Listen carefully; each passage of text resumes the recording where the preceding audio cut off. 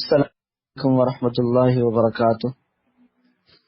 الحمد للہ رب العالمین، والصلاة والسلام علی اشرف الانبیاء والمرسلین، حبیبنا وقائدنا وقدوتنا وقرۃ اعیننا محمد وعلی اصحابہ ومن سار نهجه وتمسكه الى يوم الدین۔ اللهم صل على محمد وعلى آل محمد كما صليت على إبراهيم إنك حميد مجيد۔ اللهم بارك على محمد وعلى آل محمد كما باركت على إبراهيم وعلى آل إبراهيم إنك حميد مجيد۔ اللهم إنا نسألك الهدى والتقى والعفاف والغنى، اللهم أرنا الحق حقا وارزقنا اتباعه وأرنا الباطل باطلا وارزقنا اجتنابه، اللهم ما ينفعنا وزدنا علما، رب اشرح لي صدري ويسر لي واحلل عقدة من لساني يفقهوا قولي، اما بعد۔ آج کی ہماری گفتگو اپنے دشمنوں کے حوالے سے ہوگی کہ اس دنیا میں میرے اور آپ کے دشمن کتنے ہیں یا کون کون سے ہیں۔ اگر ہم بطور انسان اپنے دشمنوں کا جائزہ لیں تو خلاصہ کلام یہ نکلے گا کہ میرے اور آپ کے دشمن اس دنیا میں جہاں سینکڑوں ہیں وہاں ان کا مجموعہ 4 کی صورت میں سامنے آتا ہے، اور اتفاق سے ان 4 کا جو مجموعہ ہے وہ لفظ دشمن کے 4 حروف سے بنتا ہے۔ ہماری پنجابی زبان میں دشمن لفظ جو استعمال ہوتا ہے اس میں 4 حروف آتے ہیں۔ ہر ایک حرف سے میرے اور آپ کے ایک بڑے دشمن کا پتہ چلتا ہے اور اس کا نام بنتا ہے۔ آئیے ان 4 دشمنوں کا ذکر کرتے ہیں، اور ذکر کرنے کا مقصد یہ نہیں ہے کہ ہم یہ دیکھیں کہ فلاں میرا اور آپ کا دشمن ہے اور فلاں وہ میرے اور آپ کے دشمنوں کے ہاتھ لگا ہوا ہے،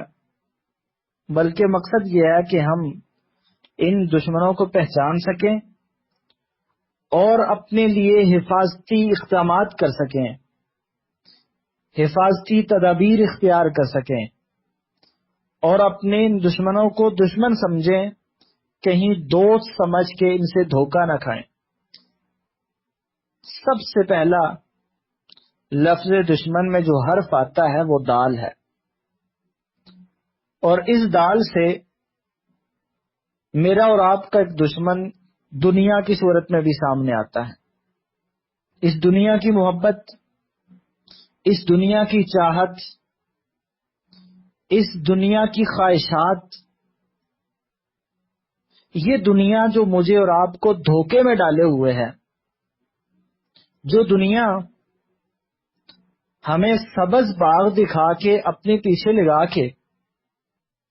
قبر کی تنہائیوں تک چھوڑ کے آتی ہے، اس دنیا کے بارے میں اللہ تعالیٰ نے قرآن مجید میں بہت کچھ کہا ہے۔ آئیے ایک دلائل میں رکھتے ہیں اور اس کی روشنی میں دیکھتے ہیں دنیا میری اور آپ کے دشمن کیسے ہیں۔ ممکن ہے کسی کے ذہن میں یہ خیال آئے کہ یہ دنیا تو ایسی جگہ جہاں ہم نیک بن سکتے ہیں، جہاں متقی بن سکتے ہیں، جہاں ہم بہت کچھ کما سکتے ہیں جو ہم نے آخرت میں بونا ہے، لیکن اس کے ساتھ ساتھ کبھی ہم نے اس دنیا کی رنگینی کی وجہ سے، اس دنیا نے جو ہمیں دھوکے دیے ہیں، اس دنیا نے ہمیں جو اپنے پیچھے لگایا ہے اور پھر ہمیں ہمارے دور کیا ہے، کبھی اس سنگینی کو ہم نے دیکھا ہی نہیں ہے۔ قرآن مجید میں اللہ تعالیٰ فرماتے ہیں یا ایھا الانسان ان وعد اللہ حق فلا تغرنکم الحیات الدنیا، اے انسان بے شک اللہ کا وعدہ سچا ہے، فلا تغرنکم ہرگز تمہیں دھوکے میں نہ ڈال، الحیات الدنیا دنیا کی زندگی، دنیا کی زندگی، دنیا کی رنگینیاں، یہ دنیا کی خواہشات، یہ دنیا کی فراوانیاں، دنیا کی آسانیاں، یہ کہیں تمہیں دھوکے میں نہ ڈال دے، تمہیں فریب میں مبتلا نہ کر دے، ولا یغرنکم باللہ الغرور، اور کوئی بھی دھوکہ دینے والا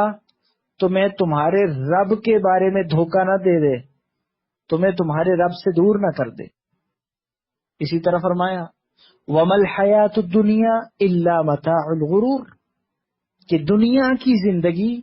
صرف دھوکے کا سامان ہے، فریب ہے، شراب کی صورت ہے۔ شراب یہی ہوتا ہے نا کہ بندہ جا رہا ہے روڈ پہ، تیز دھوپ ہے، دور ایسے لگتا ہے جیسے روڈ پہ پانی پڑا ہے، لیکن جب قریب جاتا ہے تو نظر نہیں آتا، پانی نہیں ہوتا وہاں۔ اسی طرح پیاسا انسان دور صحرا میں دیکھتا ہے کہ وہاں جگہ پانی ہے، لیکن جب وہاں جاتا ہے تو کچھ بھی نہیں۔ یہ دنیا بھی ایسے ہی ہے، یہ دنیا بھی بڑا دھوکے کا سامان ہے، انسان کو ساری زندگی اپنے پیچھے لگاتی ہے، اور پھر خالی ہاتھ کر کے کہ اس انسان کو وہ لباس پہنایا جاتا ہے نا جس میں جیب بھی نہیں رکھی جاتی، اگر انگوٹھی انسان نے پہنی ہو تو وہ بھی اتار لی جاتی ہے، حتیٰ کہ اگر دانت کہیں سونے کے لگے ہوں تو وہ بھی اتار لیے جاتے ہیں، اور اگر گھڑی ہے یا کوئی دوسری چیز ہے تو وہ بھی اتار دی جاتی ہے۔ یہ دنیا اتنا دھوکہ دیتی ہے، انسان دنیا میں زندگی میں سمجھتا کہ ساری دنیا، لیکن جب مر جاتا ہے تو ایک ٹکے کی چیز بھی اس کی اپنی نہیں ہوتی۔ وَمَا الْحَيَاةُ الدُّنْيَا إِلَّا مَتَاعُ الْغُرُورِ، فرمایا کہ نہیں ہے دنیا کی زندگی مگر دھوکے کا سامان ہے، یعنی دھوکے کے سامان کے علاوہ اور کچھ نہیں ہے دنیا کی زندگی۔ یہ میرا اور آپ کا پہلا دشمن ہے، جس کو کبھی ہم نے دشمن سمجھا ہی نہیں ہے۔ دشمن ہمیشہ وہ ہے نا جو انسان کی نقصان کرتا ہے۔ یہ دنیا میرا اور آپ کا سب سے بڑا نقصان یہ کرتی ہے کہ ہمیں ہمارے رب سے دور کر دیتی ہے، رب کے بارے میں دھوکے اور فریب میں مبتلا کر دیتی ہے۔ ہم اپنی دنیا کے چکر میں رب کی ملاقات کو بھول جاتے ہیں، ہم اپنی دنیا کے پیچھے لگ کے رب العالمین کے گھروں سے جو پیغام آ رہا ہوتا ہے کہ کامیابی کی طرف آ جاؤ، کامرانی کی طرف آ جاؤ، اس پیغام کو بھولے ہوئے ہوتے ہیں۔ اور پھر اللہ تعالی یہ بھی ذکر فرماتے ہیں بل تؤثرون الحیات الدنیا والآخرۃ خیر وابقی، اے لوگو تم دنیا کی زندگی کو ترجیح دیتے ہو، دنیا کی زندگی کو مقدم کرتے ہو، والآخرۃ خیر وابقی، حقیقت یہ ہے کہ آخرت کی زندگی تمہارے لیے بہتر بھی ہے اور باقی رہنے والی بھی ہے، کیونکہ دنیا کی زندگی تو باقی رہنے والی نہیں ہے۔ 50 60 70 100 سال کسی نے جی لیا، کسی نے 150 سال جی لیے، بہت کوئی جیا تو چند سال مزید جی لیے، لیکن دنیا کی زندگی ختم ہونے والی ہے، اور اس کے مقابلے میں آخرت کی زندگی جس کے بارے میں اللہ رب العالمین فرماتے ہیں کہ وہ بہترین زندگی ہے، وہ باقی رہنے والی زندگی ہے، وہ کبھی ختم نہ ہونے والی زندگی۔ اور پھر اللہ تعالی بندوں کے اس رویے کا بھی ذکر کرتے ہیں۔ یہاں لوگ آپ کو دو طرح کے ملیں گے، کچھ ایسے ہیں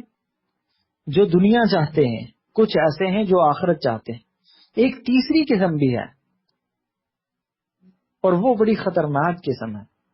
جو نام تو دین کا لیتے ہیں لیکن چاہتے دنیا ہے۔ نام دین کا لیں گے، اللہ نہ کرے کہ ہم ان میں سے ہوں، لیکن کبھی کبھار اپنی حالت دیکھ کے ہمیں ایسے ہی لگتا ہے کہ ہم نام دین کا لیتے ہیں، 100 لوگوں کو دین کرواتے ہیں، لیکن کماتے دنیا ہے۔ لگے ہوئے دنیا کے چکر میں ہیں۔ کئی لوگ آپ کو ایسے ملیں گے، مثال کے طور پہ کہیں رشتے کی بات ہو تو باتیں تو ایسے ہی کریں گے کہ ہمیں دیندار چاہیے، یہ چاہیے، وہ چاہیے، لیکن جب دیندار کہیں ملے گا پھر دنیا کی طرف پلٹ جائیں گے، نہیں ایسا بھی ہو، یہ بھی ہو، اس کا کاروبار بھی ہو، اس کا یہ بھی ہو، جاب بھی ہو، فلاں ہو فلاں ہو۔ تو کچھ لوگ تو ایسے ہیں کہ جو واضح طور پہ دنیا میں لگے ہوئے دھڑلے سے، کچھ ایسے ہیں جنہیں دین کی ہی فکر ہے، اور کچھ ایسے ہیں کہ جو نام دین کا لیتے ہیں، چاہتے دنیا ہے۔ لیکن ایسے بندے آپ کو نظر نہیں آئیں گے جو نام دنیا کا لیتے ہوں اور چاہتے دین ہوں، ایسے بندے آپ کو کہیں نظر نہیں آئیں گے۔ تو اللہ تعالی فرماتے ہیں من کانا یرید حرث الآخرہ، جو آخرت کی کھیتی چاہے گا، جو آخرت چاہے گا، نزد لہو فی حرثی، تو ہم اس کی آخرت میں اضافہ کریں گے۔ جو آخرت کی کامیابی چاہے گا ہم اس کو آخرت کی کامیابی دے دیں گے۔ ومن کان یرید حرث الدنیا نؤتیہ منہا، اور جو دنیا کی کھیتی چاہے گا ہم اس میں سے کچھ دے دیں گے۔ یہاں اللہ تعالیٰ نے دیکھیں دونوں کے اسلوب میں فرق ہے۔ من کان یرید حرث الآخرۃ نزد لہ فی حرثی، جو آخرت کی کھیتی چاہے گا ہم اس کی آخرت کی کھیتی میں اضافہ کر دیں گے۔ اور اس کے مقابلے میں فرمایا ومن کان یرید حرث الدنیا نؤتیہ منہا، اور جو دنیا کی کھیتی چاہے گا ہم اس میں سے دے دیں گے۔ یہ نہیں کہ ہر دنیا چاہنے والے کو ہمیشہ دنیا مل جائے گی، ایسا نہیں ہوتا، لیکن جو آخرت چاہتا ہے چاہنے والے کو آخرت ملتی ہے، لیکن جو دنیا چاہتا ہے ہر بندے کو اس کی چاہت کے مطابق دنیا نہیں ملتی، اتنی ملتی ہے جتنی اللہ نے اس کے نصیب میں لکھی ہوئی ہے۔ نصیبوں کا یصیبوں کا ولو کا نبین، جو انسان کا نصیب ہوتا ہے وہ اس تک پہنچ کے رہتا ہے اگرچہ پہاڑوں میں کیوں نہ ہو، اور جو نصیب نہ ہو وہ دانتوں کے نیچے جا کے چبا ہی کیوں نہ لیا ہو، وہ انسان اپنے معدے تک نہیں پہنچا سکتا، اپنے حلق سے نہیں اتار سکتا۔ اور پھر اللہ تعالی نے فرمایا فَمِنَ النَّاسِ مَن يَقُولُ رَبَّنَا آتِنَا فِی الدُّنْيَا، کچھ لوگ ایسے ہیں جو دنیا ہی مانگتے ہیں، دعا کرتے ہیں، دنیا کا سوال ہے، اللہ مجھے فلاں چیز دے دے، اللہ مجھے فلاں چیز دے دے۔ اور کچھ ایسے ہیں جو اللہ سے آخرت مانگتے ہیں اور دنیا اور آخرت کی خیر اور بھلائی مانگتے ہیں۔ جو صرف دنیا چاہتا ہے نا، جو صرف دنیا مانگتا ہے، اللہ تعالیٰ اس کے بارے میں فرماتے ہیں فَمِنَ النَّاسِ مَن يَقُولُ رَبَّنَا آتِنَا فِی الدُّنْيَا، کہ لوگوں میں سے کچھ ایسے ہیں جو کہتے ہیں اے ہمارے رب ہمیں دنیا میں دے دے، دنیا میں ہمیں عطا کر دے، فلاں چیز بھی دے دے، فلاں بھی دے دے۔ اللہ فرماتے ہیں وَمَا لَهُ فِی الْآخِرَةِ مِنْ خَلَاقٍ، ایسے بندے کے لیے آخرت میں کچھ نہیں ہے جو اپنی نہیں مانگتا ہے، دنیا میں ہی اپنی خواہشات پوری کرنا چاہتا ہے اور آخرت مانگتا ہی نہیں ہے رب سے، تو اللہ تعالیٰ فرماتے ہیں کہ اس کے لیے آخرت میں کچھ بھی نہیں ہے۔ تو یہ دنیا اگر مجھے اور آپ کو میرے اور آپ کے رب سے دور کر رہی ہے تو یہ دنیا سب سے بڑی میری اور آپ کی دشمن ہے۔ پھر اللہ تعالیٰ نے فرمایا فَأَمَّا مَن طَغَىٰ وَآثَرَ الْحَيَاةَ الدُّنْيَا، کہ جس نے بغاوت کی اور دنیا کی زندگی کو ترجیح دی، فَإِنَّ الْجَحِيمَ هِيَ الْمَأْوَىٰ، اس کا ٹھکانہ جہنم کی آگ ہے۔ دنیا کمانا بری بات نہیں ہے، لیکن دنیا کو آخرت پہ ترجیح دینا یہ اللہ کے ہاں مذموم کام ہے۔ اس کے اوپر اللہ تعالیٰ نے جہنم کی وعید سنائی ہے کہ جو دنیا پہ ترجیح دیتا ہے، دنیا کو اپنی آخرت پہ مقدم کرتا ہے، دنیا میں ہی سب کچھ مانگتا ہے اور آخرت کی پرواہ نہیں کرتا، فرمایا فَإِنَّ الْجَحِيمَ هِيَ الْمَأْوَىٰ، جہنم اس کا ٹھکانہ ہے۔ اور فرمایا ایسے لوگوں کے بارے میں جو اپنی دنیا لینے کے لیے اپنی آخرت کو بیچ دیتے ہیں، جو کے لیے اپنی آخرت کو بھول جاتے ہیں، جو دنیا میں حاصل کرنے کے لیے اپنی آخرت کو گنوا بیٹھتے ہیں، ایسے لوگوں کے بارے میں فرمایا کہ الذی ضرب الحیات الدنیا، یہ وہ لوگ ہیں جن کی زندگی کو خریدا ہے بالآخرت، آخرت کے بدلے میں۔ ہونا تو یہ چاہیے تھا کہ یہ آخرت خرید لیتے دنیا دے کے، انہوں نے، ان بدبخت لوگوں نے آخرت کو بیچ کے دنیا کو خرید لیا ہے، آخرت کو چھوڑ کے، آخرت کو بھلا کے دنیا کی کامیابی چاہتے ہیں۔ اللہ تعالیٰ فرماتے ہیں فَلَا يُخَفَّفُ عَنْهُمُ الْعَذَابُ، قیامت والے دن ان سے عذاب میں تخفیف نہیں کی،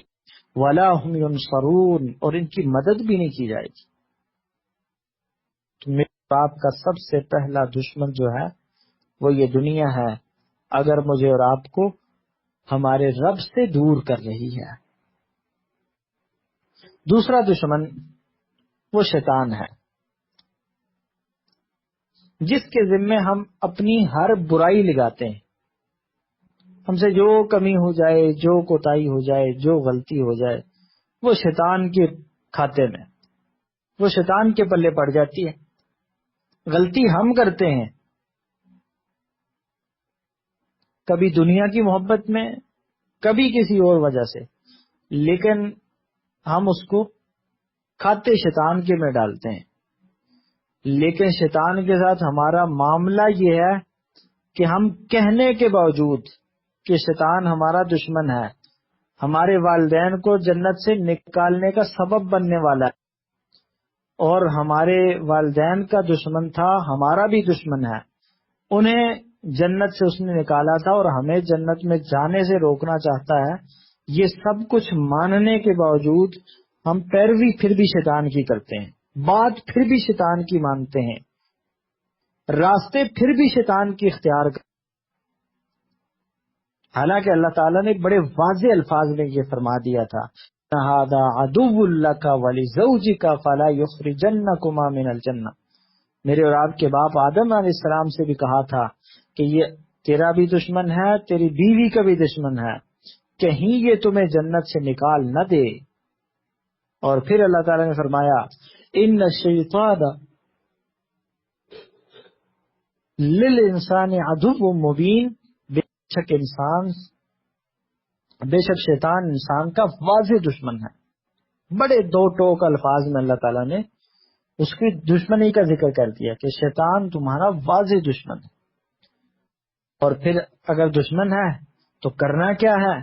کرنا یہ ہے کہ شیطان کے راستے پہ بھی نہیں چلنا، شیطان کے پیچھے چلنا تو دور کی بات ہے، شیطان کی پیروی کرنا تو دور کی بات ہے، شیطان جس راستے سے گزرا ہو اس راستے پہ بھی نہ چلنا، شیطان نے جو راستہ اختیار کیا ہو اس راستے کو بھی کبھی زندگی میں اختیار نہ کرنا۔ وَلَا تَتَّبِعُوا خُطُوَاتِ الشَّيْطَانِ إِنَّهُ لَكُمْ عَدُوٌّ مُّبِينٌ، کہ شیطان کے راستوں کی پیروی نہ کرنا، شیطان کے راستے پہ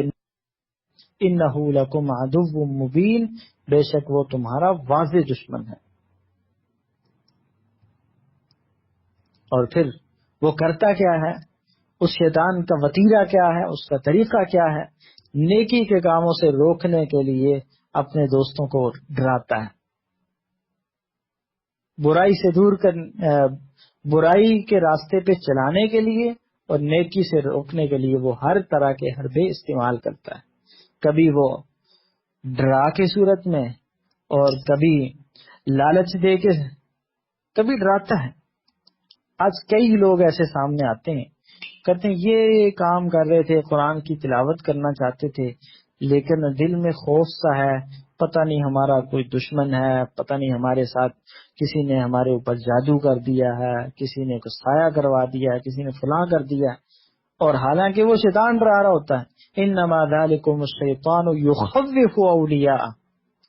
یہ شیطان ہے جو اپنے دوستوں کو ڈراتا ہے۔ یاد رکھیے ڈرتا وہ ہے شیطان سے، شیطان کے بہکاوے میں وہ آتا ہے، شیطان کے راستے پہ ڈر کی وجہ سے وہ چلتا ہے جو شیطان کا دوست ہوتا ہے، جو شیطان کو اپنا دشمن سمجھتا ہے، اس نے شیطان سے کیوں ڈرنا ہے؟ اس نے جنات سے کیوں ڈرنا ہے؟ اس کا کیا بگاڑ سکتے ہیں جنات؟ جو ڈرتا رہے کہ پتہ نہیں میرے ساتھ کیا ہوگا، مجھے کہیں چارپائی کے اوپر سے اٹھا کے نیچے نہ گرا دے، مجھے گاڑی سے نکال کے باہر نہ پھینک دے، مجھے بیمار نہ کر دے، مجھے فلاں نقصان نہ پہنچا دے، یہ ڈر اس کو رہتا ہے جو شیطان کو اپنا دوست بنائے ہوئے ہے۔ انما ذالکم الشیطان یخوف اولیاءہ، وہ اپنے دوستوں کو ڈرا سکتا ہے، اللہ والوں کو کبھی بھی شیطان نہیں ڈرا سکتا۔ الشیطان یعدکم الفقر ویأمرکم بالفحشاء، اور کہیں وہ شیطان اس طرح سے حملہ آور ہوتا ہے کہ اپنے دوستوں کو کہتا ہے فقیر ہو جاؤ گے، اللہ کے راستے میں خرچ کرو گے کنگال ہو جاؤ گے، اپنے بچوں کو کہاں سے کھلاؤ گے، اور تمہارا فلاں ضرورت مند ہے اس کو کیوں نہیں دیتے، اس کو دے کے جا رہے ہو، یہ فلاں کو کیوں دے رہے ہو، اس کو دے دینا۔ اس طرح کر کے تمہیں خرچ کرنے سے روکتا ہے۔ یعدکم الفقر، تمہیں فقیری سے ڈراتا ہے۔ وَيَأْمُرُكُمْ بِالْفَحْشَاءِ، اور بے حیائی اور برائی کا حکم بھی دیتا ہے۔ تو شیطان کا کام کیا ہوتا ہے کہ نیکی کے راستے پہ کوئی چل رہا ہے تو اس کو ڈرانے کی کوشش کرے گا، اور جو برائی کے راستے پہ چل رہا ہے اس کو مزید ابھارے گا اور اسے مزید رغبت دے گا۔ ہم تو چونکہ شیطان دشمن مانگتے ہیں نا، ہم تو شیطان کو اپنا دوست نہیں سمجھتے، ہم تو شیطان کو اپنا دشمن سمجھتے ہیں۔ لہذا ہم دیکھ لیں ہماری شادیاں کیا شیطان کی پیروی سے پاک ہیں؟ ہمارے رسوم و رواج کیا شیطان کی پیروی سے پاک ہیں؟ ہماری خوشی غمی کے معاملات کیا ہم ان میں کہیں شیطان کے راستے پہ تو نہیں چلتے؟ کہیں شیطان کے راستے پہ تو نہیں چلتے اپنی خوشی غمی میں؟ کہیں ہم معاملات میں ایک دوسرے کے ساتھ، کہیں عبادات میں، کہیں ایک دوسرے کے ساتھ تعلقات میں ہم کہیں شیطان کی بات تو نہیں مانتے نا؟ اگر نہیں مانتے تو بڑی اچھی بات ہے، لیکن اگر میں اپنے آپ کو دیکھوں اور اپنے معاشرے کو دیکھوں تو یہ کہنے کے باوجود کہ شیطان میرا دشمن ہے، سب سے زیادہ میں شیطان کے راستے پہ چلتا ہوں۔ خوشی ہو تو پھر بھی شیطان کے راستے پہ، غم ہو تو پھر بھی شیطان کے راستے پہ، کہیں کوئی نعمت مل جائے تو پھر بھی شیطان کے راستے پہ۔ ابھی ان دنوں 14 اگست گزری ہے، اور انڈیا کے لوگوں کے لیے 15 اگست بھی گزری ہے، تو آپ نے دیکھا اللہ کی جو نعمت، اس نعمت کے اوپر ہم نے کس طرح سے شیطان کی پیروی کی ہے۔ ہمارے یہاں رات کو آدمی سو نہیں سکتا تھا، اتنی آتش بازی اور پٹاخے اور پتہ نہیں کیا اور کیا۔ تو کیا شیطان کے راستے پہ نہیں چل رہے؟ حالانکہ شیطان کو تو ہم اپنا دشمن کہتے ہیں۔ آپ کسی شادی میں چلے جائیں، کیا وہاں مخلوط نظام نہیں ہوتا؟ کیا وہاں بے پردہ عورتیں نہیں؟ کیا وہاں بےہودہ گانے نہیں ہوتے؟ کیا وہاں بےہودہ کام نہیں ہوتے؟ حالانکہ وہ مسلمان ہیں، شیطان تو ہمارا دشمن ہے، ہم تو شیطان کے راستے پہ تو نہیں چلتے، تو یہ پھر ہم کس کے راستے پہ چل رہے ہوتے ہیں؟ آپ کہیں فوتکی پہ چلے جائیں، کس طرح سے چیخ و پکار ہوتی ہے، کس طرح سے گریبان پھاڑے جاتے ہیں، کس طرح سے اللہ کی ناشکری کی کلمات لا الہ الا اللہ کہنے والے کی زبان سے نکلتے ہیں، لیکن کہنے کو ہم پھر بھی مسلمان، اور شیطان ہمارا دشمن ہے، ہم شیطان کی پیروی تو پھر بھی نہیں کرتے، تو پھر ہم کس کے راستے پہ چل رہے ہوتے ہیں؟ میں اور آپ اگر اپنی زندگی کا جائزہ لیں، صبح سے لے کر شام تک کے معاملات کو دیکھیں، تو ہم اندازہ کر سکتے ہیں، اپنے آپ کو پرکھ سکتے ہیں کہ ہم کتنے فیصد معاملات میں شیطان کے راستے پہ چلتے ہیں اور کتنے فیصد معاملات میں ہم رحمان کے راستے پہ چلتے ہیں۔ آیا کا تو کام یہی ہے، اس نے تو کرنا یہی ہے، اس نے تو اللہ کی عزت کی قسم کھا کے کہا تھا فَبِعِزَّتِكَ لَأُغْوِيَنَّهُمْ أَجْمَعِينَ، کہ میں تو ان کو اغوا کرتا رہوں گا، میں تو ان کو اغوا کروں گا۔ آج اگر کہیں بچوں کے اغوا کا معاملہ ہو یا کہیں اغوا برائے تاوان کا معاملہ ہو تو ہمیں فکر ہوتی ہے، حکومت کو فکر ہوتی ہے، عوام کو بھی فکر ہوتی ہے، لیکن یہاں نے قسم کھا کے کہا تھا کہ میں ان کو اغوا کرتا رہوں گا، گمراہ کرتا رہوں گا، الا عبادک منہم المخلصین، صرف تیرے مخلص بچ جائیں گے، اس کے ہم شیطان کے راستے پہ اور شیطان کے ہاتھوں اغوا ہو رہے ہوتے ہیں اور کوئی پرواہ نہیں ہوتی۔ اور سب سے بڑی وجہ شیطان کے ہاتھوں اغوا ہونے کی جو ہے نا، وہ الرحمن کے ذکر سے اعراض ہے، وہ قرآن مجید سے اعراض ہے، وہ اللہ کی یاد سے انحراف ہے، وہ اللہ رب العالمین کی پکار پہ حاضر ہونے سے دوری ہے، جس کی وجہ سے شیطان کے ہاتھوں ہم اغوا ہو جاتے ہیں اور وہ شیطان ہمارے اوپر مسلط ہو جاتا ہے، پھر وہ ہمیں ڈراتا بھی ہے، پھر ہمیں وہ لالچ بھی دیتا ہے، اور پھر وہ ہمیں ہمارے خالق اور مالک سے دور بھی کر رہا ہوتا ہے۔ اس کا ذکر اللہ تعالیٰ نے قرآن مجید میں بھی کیا، وَمَن يَعْشُ عَن ذِكْرِ الرَّحْمَنِ نُقَيِّضْ لَهُ شَيْطَانًا فَهُوَ لَهُ قَرِينٌ، کہ جو رحمان کے ذکر سے اعراض کی زندگی بسر کر، ہم شیطان کو اس پہ مسلط کر دیں گے، وہ اس کا دوست اور ساتھی بن جائے گا۔ تو میرا اور آپ کا دوسرا دشمن کون ہے؟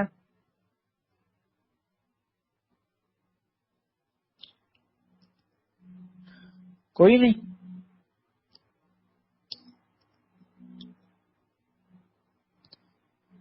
ہمیں اپنے پہلے دشمن کا ہم نے ذکر کیا کہ وہ دوسرا ہمارا دشمن شیطان ہے۔ اب تیسرا ہمارا دشمن ہمارا کمایا ہوا وہ مال ہے، ہمارے خون پسینے کی وہ کمائی ہے، ہماری دن رات کی محنت کا وہ نتیجہ ہے جو مال کی صورت میں ہمارے سامنے آیا ہے اور ہمیں ہمارے رب سے دور کر رہا ہے۔ جو مال انسان کو رازق سے دور کرتا ہے، جو رزق انسان کو رزاق سے دور کرتا ہے، وہ رزق بھی انسان کا دشمن ہے، اور ایسا دشمن ہے جس کو انسان خود کما رہا ہوتا ہے۔ اور قرآن مجید میں اللہ تعالیٰ نے مال کے حوالے سے بہت کچھ فرمایا، ان میں سے ایک آیت یہ بھی ہے جس میں اللہ تعالیٰ نے فرمایا انما اموالکم و اولادکم فتنہ، کہ بے شک تمہارا مال اور تمہاری اولاد فتنہ ہے، آزمائش ہے تمہارے لیے، واللہ عندہ اجر عظیم، اور اللہ کے تو انما اموالکم و اولادکم فتنہ، کہ بے شک تمہارا مال اور تمہاری اولاد یہ فتنہ ہے۔ انسان ان کو فتنہ نہیں سمجھتا، بلکہ اپنی ساری زندگی مال کمانے میں لگاتا ہے، اور وجہ کیا ہوتی ہے کہ میری اولاد کا مستقبل بن جائے، اولاد کی کل بہتر ہو جائے، میری اولاد کی زندگی سنور جائے۔ اولاد کی زندگی بنانے کے چکر میں مال کماتا رہتا ہے، اور پھر اس کو اللہ رب العالمین کی نافرمانی میں صرف کر کے، نافرمانی کے راستوں پہ لگا کے، اس مال کو اپنا دشمن بنا کے رب سے دوری کا سبب بنا رہا ہوتا ہے۔ سب سے زیادہ ہماری محبت اور اولاد سے ہوتی ہے، سب سے زیادہ اولاد سے محبت، جس کی وجہ سے ہم مال سے محبت کریں، یا کچھ لوگ مال سے محبت جس کی وجہ سے اولاد سے محبت کرتے ہیں۔ دونوں قسم کے لوگ موجود، کچھ مال کی وجہ سے اولاد سے محبت کرتے ہیں کیونکہ اولاد انہیں مال کے دیتی ہے، اولاد ان کے مال کا سبب ہے جس کی وجہ سے وہ اولاد کرتے ہیں، اور کچھ ایسے ہیں جو اولاد کی وجہ سے مال سے محبت کرتے ہیں۔ کچھ مال سے محبت کس لیے ہے کہ یہ ہمارے کے کام آئے گا، یا پھر اولاد سے محبت کس لیے ہے کہ ان کے ذریعے سے مال ملتا ہے، یہ مال دونوں کے ساتھ لوگ موجود ہیں، کچھ مال کو ترجیح دیتے ہیں، کچھ اولاد کو ترجیح دیتے ہیں، لیکن یاد رکھیے کہ جو شخص بھی مال اور اولاد کو ترجیح دیتا ہے اور اللہ اولاد کی ترجیح اللہ رب العالمین کے احکامات پہ بھی غالب ہے، اللہ رب العالمین کی مرضی اور اللہ کی منشا پہ بھی غالب تو ایسا مال اور ایسے انسان کے لیے آزمان اور انسان کی دشمنی کا سبب ہے۔ اللہ تعالیٰ نے یہ بھی فرمایا المال والبنون زینت الحیات الدنیا، مال اور بیٹے دنیا کی زندگی کی زینت ہیں، والباقیات الصالحات خیر عند ربک ثوابا باقی رہنے والی تو نیکیاں ہیں جو تیرے رب کے ہاں ثواب کے اعتبار سے بھی بہترین ہیں اور امید کے اعتبار سے بھی۔ تو امید بھی سکتی اور ثواب بھی انہیں بھی ملتا ہے۔ اولاد کے ساتھ اگر کوئی نیکی کر کے ان سے یہ امید رکھے کہ یہ میرے ساتھ بھی نیک ہوں گی، کوئی گارنٹی نہیں ہے۔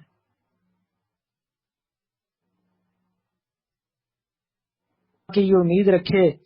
کہ یہ دنیا میں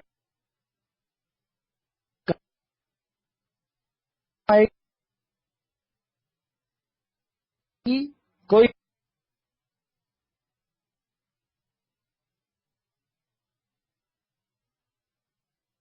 گارنٹی نہیں ہے، اور گھر بنائے بڑے اچھے، انہوں نے محلات تعمیر کیے، لیکن ابھی اس گھر میں بسے نہیں کہ جانے کا وقت آ گیا۔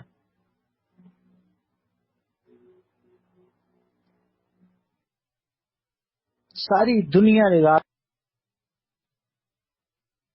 وقت لگا کے پیسے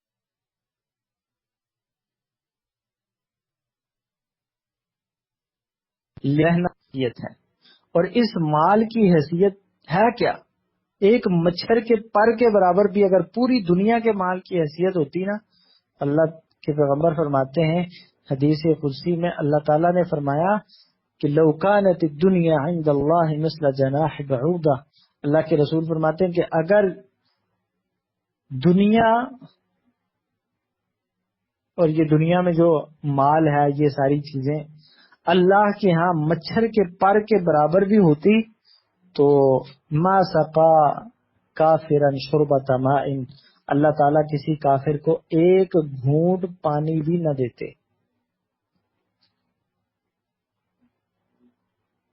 تو اگر یہ ساری دنیا اللہ کے ہاں ایک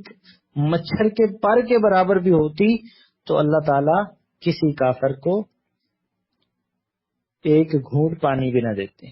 تو اس لیے انسان کو یہ نہیں دیکھنا چاہیے کہ فلاں کے پاس بڑی دنیا ہے، وہ اللہ کا بڑا پیارا ہے، نہیں، دنیا کا ملنا یہ اللہ کی محبت کی علامت نہیں ہے۔ دین کا ملنا، استقامت کا ملنا، اس دین پہ چلنے کی توفیق کا ملنا، یہ اللہ تعالیٰ کی محبت کی علامت ہے۔ دنیا کا ملنا اللہ کی محبت کی قطعاً علامت نہیں ہے۔ اگر یہ اللہ کی محبت کی علامت ہوتی تو سب سے زیادہ دنیا میرے اور آپ کے محبوب صلی اللہ علیہ وسلم کے پاس ہوتی، حالانکہ آپ کے گھر میں تو کئی کئی مہینے پکانے کے لیے کچھ نہیں ہوتا تھا، آگ نہیں جلتی تھی، پہننے کو ایک سے دوسرا لباس نہیں ہوتا تھا۔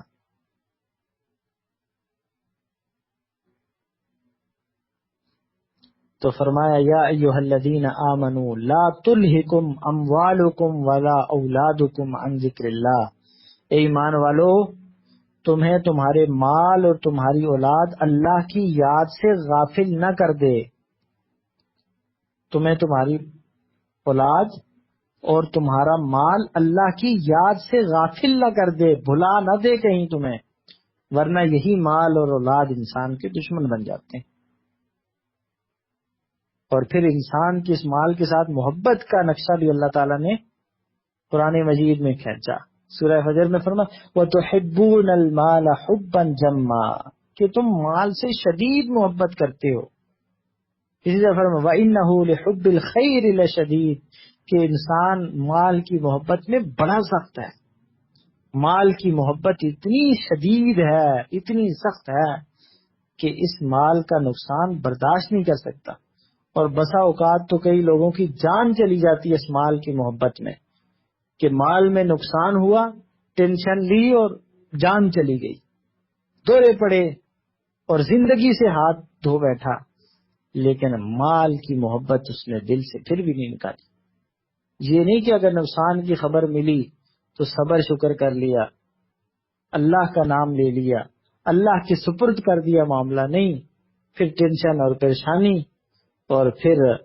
ہارٹ اٹیک اور زندگی کا خاتمہ۔ تو یہ مال جس کی خاطر انسان اپنی جان قربان کر رہا ہے، اپنی جان بھی دے رہا ہے، حالانکہ اس مال نے اس کے بعد اس کو کیا فائدہ دینا۔ اللہ تعالیٰ بندے کو بار بار جھنجھوڑتے ہیں، رغبت دلاتے ہیں۔ یاد رکھیے مال یا دنیا کمانا یہ کوئی گناہ کی بات نہیں ہے، لیکن ان چیزوں کو اللہ کے ذکر پہ ترجیح دینا،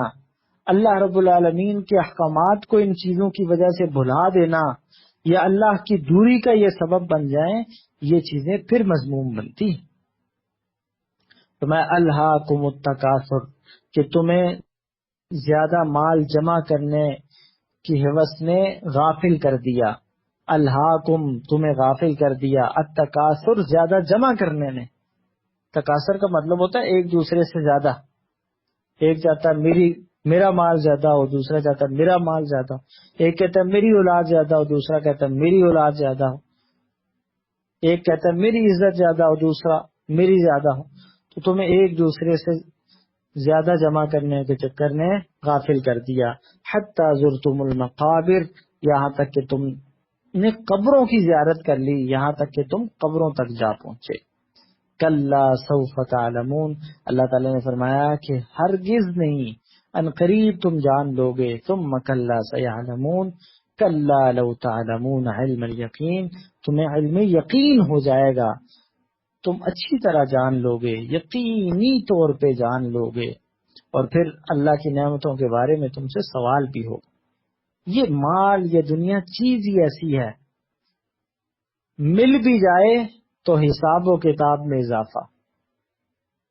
اگر کسی کو دنیا ملتی بھی ہے نا، جائز طریقے سے ملتی ہے، لیکن پھر بھی حساب و کتاب میں اضافے کا سبب بن جاتی ہے۔ قیامت والے دن اتنا ہی اس کا حساب زیادہ ہوگا جس کے پاس جتنی نعمتیں زیادہ ہوں گی، جس کے پاس جتنا مال زیادہ ہوگا اتنا ہی اس کا حساب بھی زیادہ ہوگا۔ تو میرا اور آپ کا تیسرا دشمن ہمارا کمایا ہوا وہ مال ہے جو ہمیں ہمارے رب سے دور کر رہا ہے۔ جس مال کے لیے ہم صبح سویرے اٹھتے ہیں لیکن رب کے حکم پہ صبح نہیں اٹھتے۔ کئی لوگوں کو، بلکہ اگر ہم بھی شاید وہیں پہ ہوتے تو ہماری حالت بھی یہی ہوتی کہ لوگ اپنی جاب کے لیے تو اٹھتے ہیں، اپنے کاروبار کے لیے تو اٹھتے ہیں، صبح صبح منڈی جانے کے لیے تو جاگ جاتے ہیں، لیکن نماز کے لیے صبح صبح نہیں اٹھا جاتا، اللہ کی یاد کے لیے نہیں اٹھا جاتا، اللہ رب العالمین کے گھروں میں حاضری کے لیے صبح صبح نہیں اٹھتے، لیکن اپنی جاب کے لیے، اپنے کاروبار کے لیے، اپنے بچوں کو اسکول بھیجنے کے لیے، اپنے معاملات کے لیے صبح جلدی، جتنا جلدی بھی اٹھنا پڑے اٹھ جاتے ہیں۔ لیکن اللہ کے لیے اٹھنا پڑ جائے تو پھر ہمیں اٹھنا ہی نصیب نہیں ہوتا۔ میرا اور آپ کا چوتھا اور سب سے خطرناک دشمن، سب سے مشکل، جس کو کنٹرول کرنا، جس کو سنبھالنا سب سے مشکل، کہ بندے پہ اگر بیرونی دباؤ ہو نا تو وہ کچھ نہ کچھ کر لیتا ہے، کوئی حربہ استعمال کر لیتا ہے بیرونی دشمن کے لیے کے مقابلے میں، وہ کچھ بھی کر سکتا ہے، لیکن اندرونی دشمن جو ہے وہ زیادہ خطرناک ہوتا ہے۔ چوتھا جو میرا اور آپ کا دشمن ہے وہ میرا اور آپ کا یہ نفس ہے، جو نفس ہمیں اپنی خواہشات پہ لگاتا ہے، خواہشات کا پجاری بناتا ہے۔ تو یہ نفس بھی میرا اور آپ کا دشمن ہے۔ دال شین شیطان، میم مال، اور نون نفس میرا اور آپ کا۔ اور اس نفس کے بارے میں سیدنا یوسف نے کہا تھا وَمَا أُبَرِّئُ نَفْسِ إِنَّ النَّفْسَ لَأَمَّارَةٌ بِالسُّوءِ کہ میں اپنے نفس کو بھی بری نہیں کہتا، کیونکہ نفس تو ہمیشہ برائی کا حکم دینے والا ہوتا ہے، نفس تو انسان کو دیتا ہی برائی کی دعوت ہے، بلاتا ہی برائی کی طرف ہے۔ اور پھر ایسے لوگوں کے بارے میں اللہ تعالیٰ قرآن مجید میں فرماتے ہیں جو اپنے خواہشات کے پجاری بن گئے، جو اپنے نفسیات کے پجاری، جو اپنے نفس کی ہی بات مانتے۔ اللہ تعالیٰ فرماتے ہیں افرأیت من اتخذ الہہ ہوا، کیا آپ شخص کو دیکھا ہے، اس شخص کی خبر لی ہے، من اتخذ الہہ ہوا، جس نے اپنی خواہشات کو اپنا الہ اور اپنا معبود بنا رکھا ہے۔ تو جس نے اپنے نفس کو اپنا معبود بنا رکھا ہے، نفس سے کہتا ہے مرضی جیسے اس کی ہو، رائے جیسے اس کی ہو، چاہت جیسے اس کی ہو، خیال جیسے اس کا ہو، گمان جیسے اس کا ہو، اپنی ہی مرضی ہر جگہ چلاتا ہے، تو اللہ تعالیٰ فرماتے ہیں کس نے الہ اور معبود بنا رکھا۔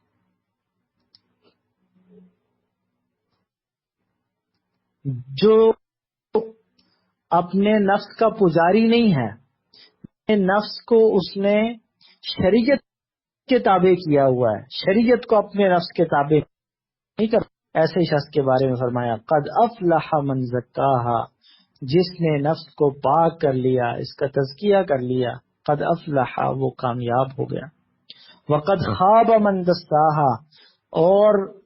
جس نے اس کو گناہوں میں لگا دیا، جس نے اس کو پرا گندا کر دیا، وہ ناکام ہو گیا۔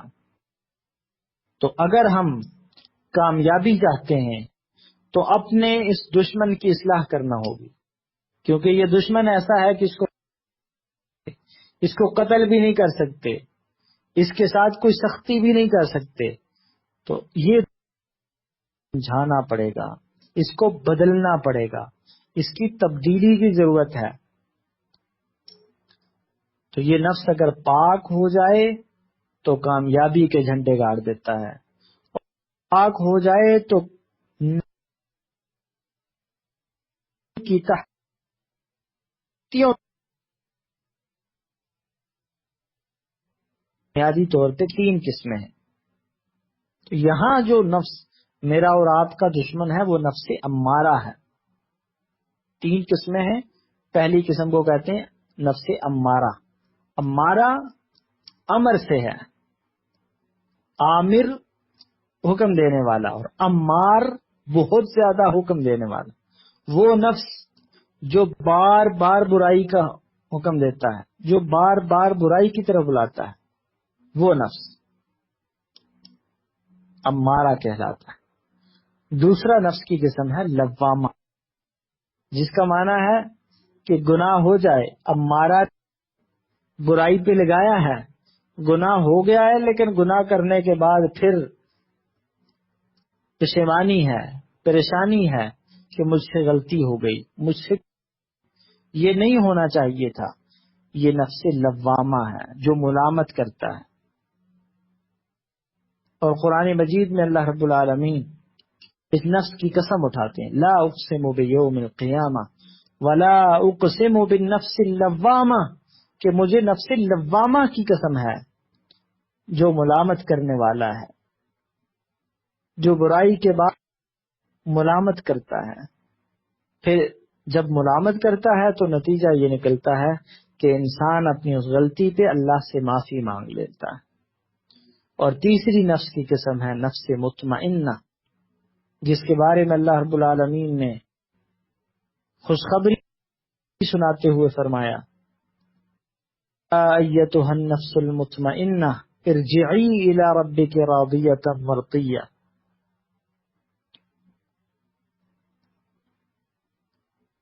سورہ فجر میں اللہ تعالیٰ نے فرمایا کہ اللہ تعالیٰ یہ اعلان فرمائیں گے، اے نفس مطمئنہ اپنے رب کی طرف لوٹ جاؤ۔ کا ذکر کیا ہے دنیا کی صورت میں، شیطان ایک مال کی صورت میں اور ایک جان اور نفس کی صورت میں، اور یہ ان دشمنوں کا مجموعہ ہے جو صبح و شام دور کر رہے ہیں، جو تو میں ہیں، لیکن بنیادی طور پہ یہ اسباب میرے اور آپ کے سامنے آتے ہیں. یہ